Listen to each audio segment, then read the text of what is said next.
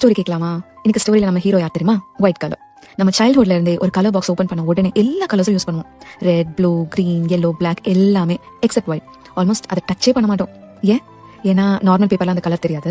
அந்த கலர்ல ட்ரா பண்ணாலும் ஒரு யூஸும் இல்லை. ஸோ நம்ம நினைச்சப்போ maybe this colour is not useful அப்படின்னு. பட் உண்மை என்ன தெரியுமா? The problem was never the colour. The actual problem was the background. ஒரு ஒயிட் கிரையான் எடுத்து பிளாக் சார்ட் பேப்பர் மேலே எழுதி மட்டும் பாருங்களேன்.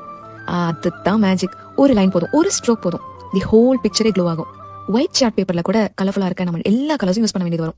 பட் பிளாக் சார்ட் பேப்பர் அழகுப்படுத்த வேற எந்த கலருமே தேவையில்லை. ஜஸ்ட் ஒயிட் கலர் மட்டும் போதும், ஃபுல்லா கம்ப்ளீட் ஆயிடும். So what change? Not the கலர்ஸ்ல, அது இருந்த இடம்.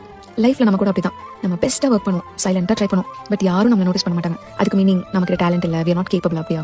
No, it is just that we are standing in the wrong background, wrong place, wrong circle, wrong environment. So if you feel invisible right now, இதை ஞாபகம் வச்சுக்கோங்க. உங்க space வரும், உங்க டைமும் வரும். And when that comes, நீங்க நினைச்ச பார்த்ததை விட you will glow brighter. புரியுதா?